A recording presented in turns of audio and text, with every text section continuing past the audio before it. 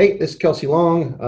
I'm the sales manager for Compass Directional Guidance, and this is our second video that in a series that we're calling Drilling and Dollars. And in this, we're going to be talking about different aspects of the directional drilling and MWD side of the industry, and the different perspectives between someone on the sales side like myself and someone that's more technical like a technician like Bob, who's here with us, or maybe an MWD hand or a directional driller or something like that. Anyway, today we're going to be talking about maintenance cycles for MWD tools, the top maintenance cycles, and Bob here is the expert on that. So Bob, what's your thoughts on how these tools should be maintained and hours and all that good stuff? Hey, Kelsey, I appreciate you inviting me on here for this. This is kind of one of those things that get you from a technician standpoint. If you're proud about what you do, this is definitely something that you can take pride in when it comes to the maintenance on the tools. I think it depends on the way the tools are run. First of all, you can't really put an hour limit on telling the customer, like, you can run this tool string for 400 hours before you got to worry about something, because it depends on the formation. It depends on how much weight on bid. How much flow, what kind of formations. There's a lot of things involved in that. And I think from a maintenance standpoint, I look at a lot of things, but I think one of the biggest pet peeves of mine, let me just kind of go there, is I noticed that a lot of tools. Are you going to hurt my feelings? No. I'm not going to hurt your feelings. No, the biggest thing I see is marks on the outside of the tool, as far as indicating that they've been torqued. It's something that I've always done. And I see a lot of tools that don't have torque marks on the outside of the barrels to indicate to the service people, whoever the customer is, or the guys that are running the tools. They get the tools out there in a kit box and they open it up. There's no marks on it. They have no idea if any of those connections have been torqued or not. And that could be a big issue, right? You put a tool together and you have a connection that's not torqued, and they don't double check it, and you get down hole and you lose the tool because it comes undone. So that's one of the big things for me, I think, from a maintenance standpoint, is making sure that once you have disassembled your tool and reassembled your tool, that you put your marks on there and make sure that they're offset. Some guys will do it so that they're, I don't understand why everybody does it a different way, but I always make a straight line, and once you torque it, the lines will offset. So that shows you that each connection is torqued. I'm kind of getting on a rant here. I think we're gonna have to cut this. Problem. Hey, let me ask you a question here. So when I'm going to a customer and I'm selling a product, I always get the questions like, what kind of hours, what kind of service levels that, should we maintain these tools for? And that's a tough question because, I may be selling in Indonesia, somewhere in Europe or South America, here in the United States, and drilling environments are different no matter where you are. Every place does it a little bit differently. They got different pumps, they have different solids in there. Shock and vibe can be completely different. Some areas drill nice and slow and easy, and then here, down there in Permian, we seem to beat the snot out of the tools on a regular basis. So when people ask me these questions, I typically say it's like the pulser.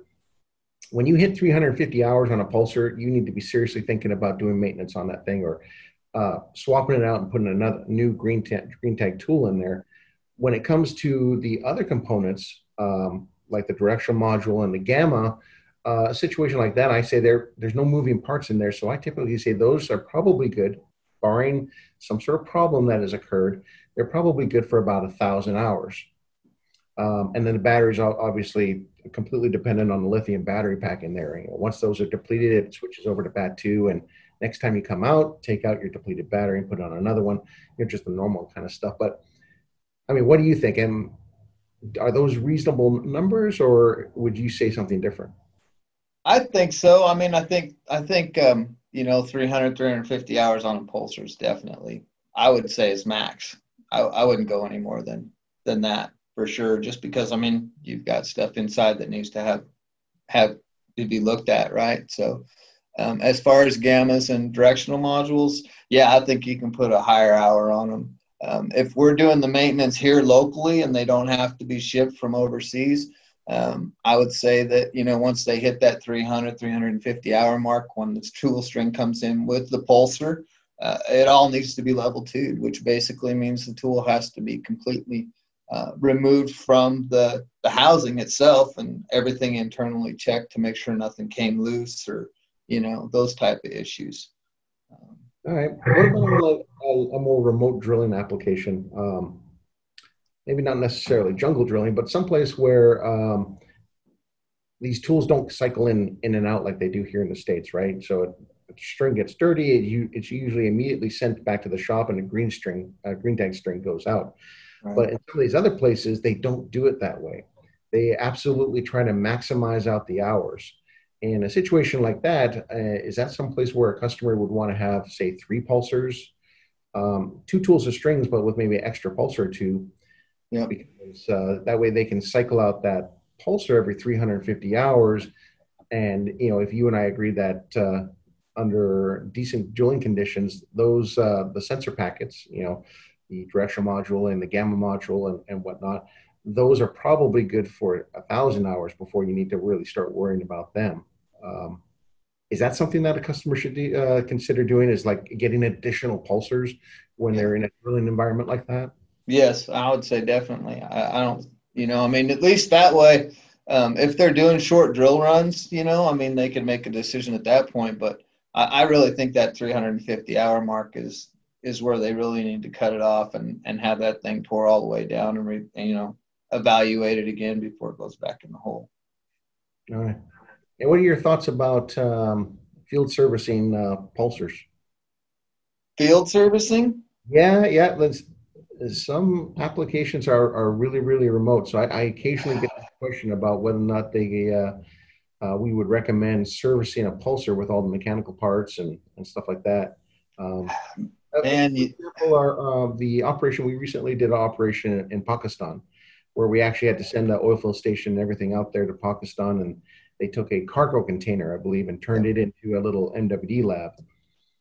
As Mhm. far as quality of service, well, how would you feel about that? Well, here I'll tell. It's funny that you should bring that up because when I was working for another company, we actually had a tool that we actually sent containers out on site, and we actually did maintenance in the. Well, we were talking about it, never really got that far, but we were talking about actually going out and doing the maintenance on the tools on location.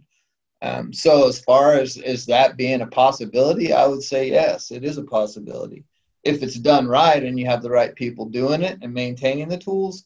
Um, and it's in a contained environment like a container that has, air conditioning, those type of situations where you can keep things closed so you don't get dirt and sand and debris inside the internal components of those tools. Yeah, for sure.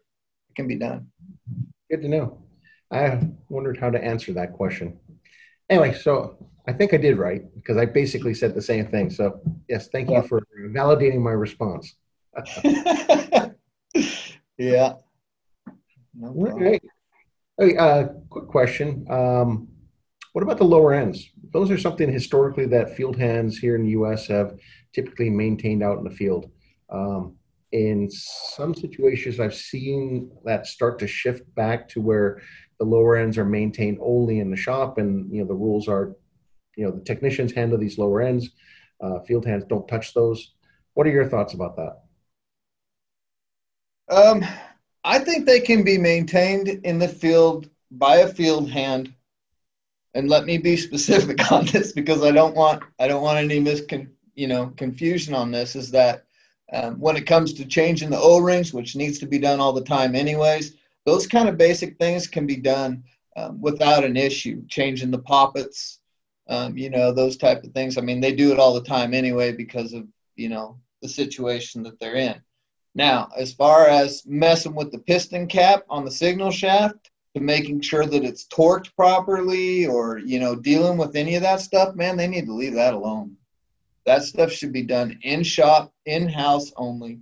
When the tool is serviced and green tagged before it goes out the door, that needs to be something that's done in house only. Those guys out there should not be messing with that stuff at all.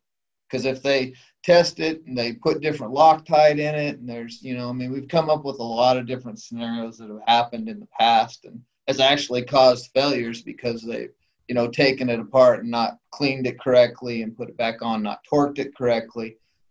So when it comes to a service standpoint, O-rings and backup rings only should be done in the field. All right. Sounds good. All right. So, like I promised, we're going to keep these real short and sweet and high level, of course. So, Bob, thanks again for coming on, and talk to you later. Thank you, sir. Have a good day. All right. See ya.